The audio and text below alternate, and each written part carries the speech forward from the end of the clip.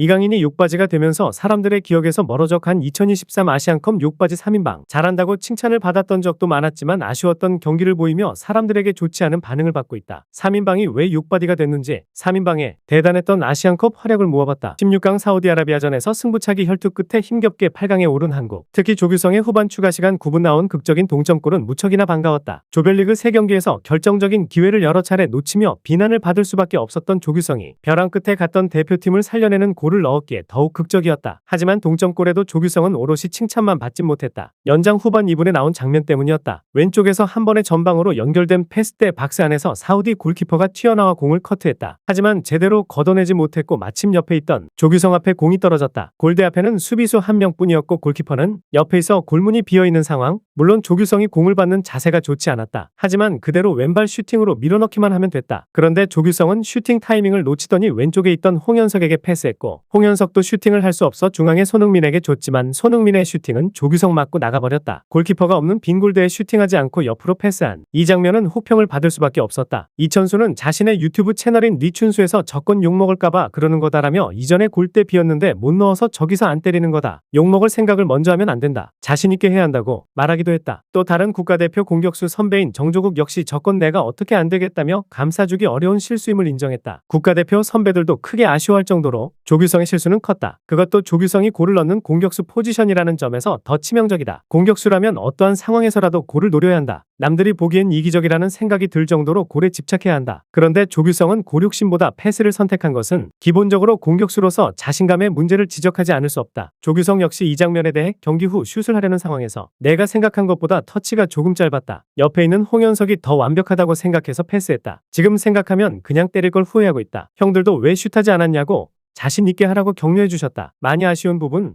이라고 말하기도 했다. 이후 요르단 4강전에서 조규성은 후반 11분 한국의 첫 번째 교체 카드로 투입됐다. 후반 8분 실점하자마자 들어간 것이니 클린스만 감독의 기대는 컸다. 들어가자마자 코너킥 상황에서 헤딩슛이 골대 위를 살짝 빗나갔지만 16강 사우디전 동점골처럼 뭔가를 해주길 국민들은 바랬다. 하지만 후반 42분 이강인의 스루 패스를 받아 골키퍼 1대1 기회를 맞는가 했지만 드리블이 느려 수비에게 따라잡히고 슈팅 타이밍을 놓치자 수비 태클에 걸려 넘어지며 페널티킥을 유도했다. 그러나 느린 화면으로 보니 명백히 조규성의 발과 상대는 어떤 마찰도 없었고 조규성의 헐리우드 액션에 의한 경고였다. 풋몹, 소파스코어 등 축구 통계 사이트에 따르면 빅찬스미스에서 조규성은 5번을 놓쳐 아시안컵에 출전한 모든 선수 중 가장 많은 횟수라는 불명의 기록을 안게 됐다. 실제로 조별리그 1차전부터 조규성은 계속 선발로 나오고도 결정적 기회를 놓쳐 도마에 올랐다. 골키퍼 앞에서 완벽한 기회를 하늘로 날리는 등 활약이 좋지 못해 16강 사우디전에서는 벤치로 밀리기도 했다. 후반 42분 1대1 기회에서 명백한 왼발 슈팅 타이밍이 왔음에도 순간적으로 슛을 하지 못했고 그렇게 슈팅 타이밍을 뺏기자 무리한 헐리우드 액션으로 경고를 받았다. 빅찬스미스 오해를 기록하면서 조규성은 계속 비난의 도마에 올랐다. 자신은 비난에 전혀 신경 쓰지 않는다고 했지만 경기력은 달랐다. 갈수록 경기장에서 위축되는 모습이 보였고 공격수로서 명백히 슈팅해야 하는 장면에서 슈팅을 하지 못하고 패스하거나 헐리우드 장면을 보였다. 경기 뒤 조규성은 많이 아쉽다. 더 많이 발전해야 할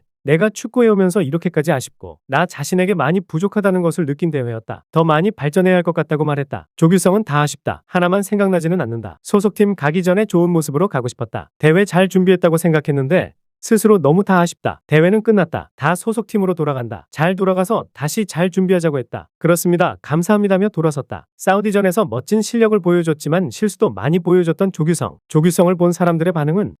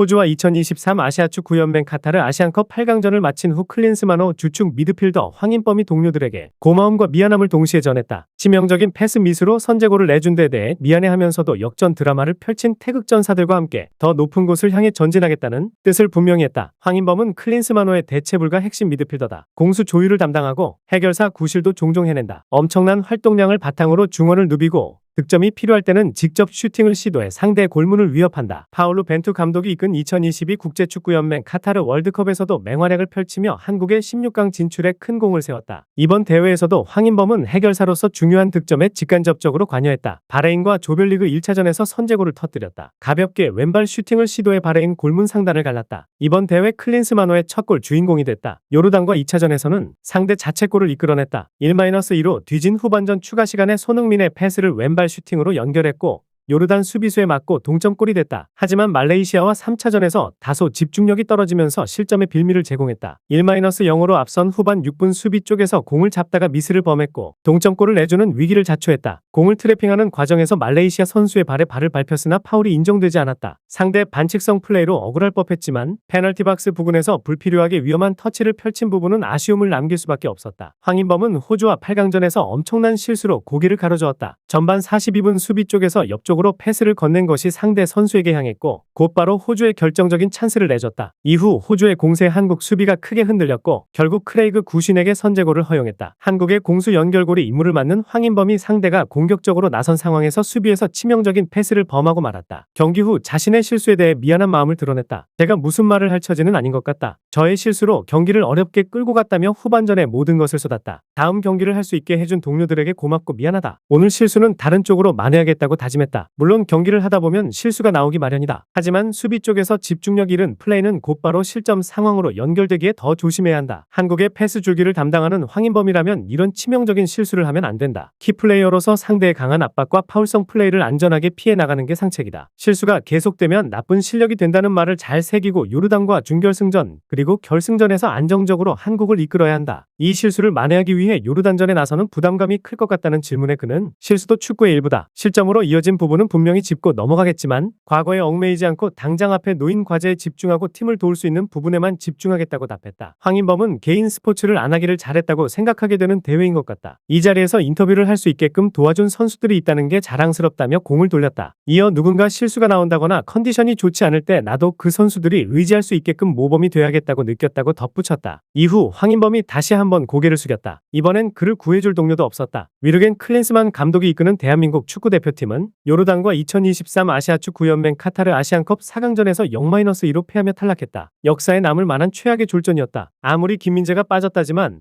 한국의 수비는 너무나 형편없었다. 무사 알타말이나 야잔 알라이마트가 공을 잡으면 수비가 둘셋씩 붙어도 과감한 드리블에 모두 제껴졌다. 전반에만 슈팅 12개를 얻어맞았다. 조현우의 슈퍼세이브가 아니었다면 두세 골을 내줘도 이상하지 않을 정도였다. 황인범은 전반 초반은 물론이고 후반 시작과 동시에도 헛발질로 공을 내주며 불안함을 더했다. 요르단의 전방 압박이 강한 점도 있었지만 기본적인 실수가 많아도 너무 많았다. 하지만 이번만큼은 황인범을 구해줄 동료조차 없었다. 황인범은 전반 종료 직후 다른 선수와 교체됐어야 하는 자원이었다. 하지만 위르겐 클린스만 감독은 황인범을 빼지 않았다. 오히려 후반 11분에 수비형 미드필더 박용우 대신 스트라이커 조규성을 투입하면서 황인범의 수비 부담이 늘어났다. 무사 알타마리에게 두 번째 실점을 헌납할 때 황인범은 알타마리를 막지 못하고 맥없이 넘어졌다. 황인범을 벗겨낸 알타마리는 정확한 왼발 슈팅으로 골망을 갈랐다. 황인범은 경기 후 주간방송사와 인터뷰에서 원하지 않은 결과가 나왔다. 월드컵 예선이 다가오니 오늘 경기를 잘 돌이켜보겠다. 아쉬워할 틈이 없다. 소속팀으로 또 돌아가야 하기도 한다. 열심히 응원해주신 팬들에게 감사하다. 반성해서 더 좋은 모습으로 찾아오겠다고 말했다. 멋진 실력을 가졌지만 실수를 많이 한 황인범을 본 사람들의 반응은 황인범 인스타 댓글 막아놓은 비치 속도로 크크크크크크. 얘 2경기 연속 실점 만드는 멋진 놈이네. 오늘 그는 역대급 패스미스라는 역사를 만들었다. 황인범 국대에서 나가라. 한두 번 실수한 게 아니다. 벌써 2번 연속 실점했다. 너 때문에 어떠해 2경기 연속 상대팀에 킬패스를 해주냐? 새로운 역사들은 쓰여 가라고 있는 거라고. 황인범 선수 멋있다 화이팅. 인범아 결국 말뿐이었구나 쌍욕을 하고 싶지만 그냥 다시는 국대에 오지 않는 걸로 쇼 보자. 박용우랑 황인범, 이재성, 정승현, 김태환, 이기재 전부 다시는 국대에 오지 말아주라 제발.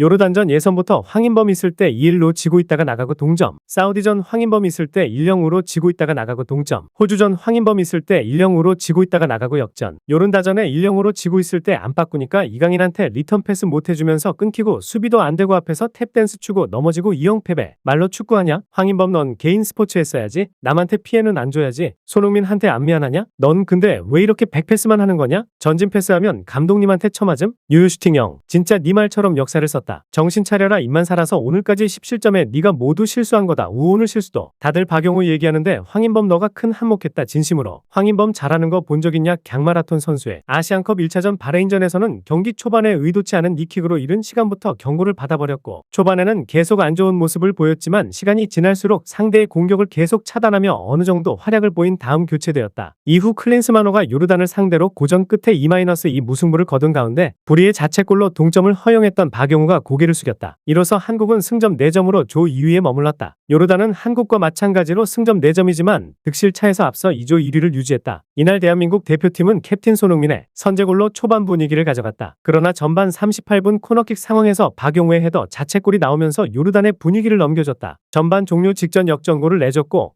후반 추가 시간 황인범의 슈팅이 상대 수비의 자책골로 연결돼 간신히 패배를 면했다. 경기 후 인터뷰에서 박용우는 좋은 경기를 하고 있었는데 나로 인해 안 좋은 분위기로 바뀐 것 같다. 선수들, 코칭 스태프들, 팬분들께 너무 죄송스럽다고 사과했다. 이어 선수들이 열심히 해줘서 지지 않는 경기가 돼 다행이라며 오늘 했던 경기에 대해서는 선수들 모두 반성하고 있다. 잘못한 부분을 깔끔하게 인정하고 있다. 다음에 더 좋은 경기를 할 수 있도록 훈련, 생활부터 집중하자고 이야기했다고 말했다. 이후 4강 요르단전에서 박용우는 선발 출전했지만 선제 실점으로 이어진 치명적인 실수를 저지른 뒤 후반 11분 가장 먼저 교체됐다. 경기 초반부터 내내 경기력이 불안했다. 이날 4-3-3 전형의 수비형 미드필더로 나선 그는 거듭되는 패스 실수와 백패스 연발로 아쉬운 경기력만 이어갔다. 반복되는 백패스 실수는 상대의 공략 대상이 됐고 중원에서 불필요하게 시간을 끌다 대래 위기를 맞이하는 모습도 보였다. 중원에서 상대 공격을 차단하는 수비적인 역할을 제대로 하지 못한 건 전반 내내 위기 상황을 맞이했던 경기 상황 4-12로 크게 밀린 슈팅 수가 고스란히 대변했다. 급기야 후반 8분 선제 실점 장면에선 치명적인 실수도 범했다. 이번에도 중원에서 공을 잡은 그는 수비진의 아니란 백패스를 시도하다 상대에게 공을 빼앗겼다. 이 실수는 결국 야잔 알라이마트의 선제 득점으로 이어졌다. 수비형 미드필더 자리에서 시작된 실수는 곧바로 치명적인 위기 상황으로 이어질 수밖에 없었다. 경기 내내 선방쇼를 보이던 조현우 골키퍼도 1대1 위기까지 극복하지 못했다. 더욱 아쉬움이 남았던 건 반복되는 실수뿐만이 아니었다. 뼈아픈 실수를 저지르고도 박용우는 자신의 실수를 만회하기 위한 후속 동작마저 보여주지 않았다는 점이 더욱 아쉬웠다. 전반 알라이마트의 환상적인 드리블에 수비수들이 잇따라 무너질 때도 그랬고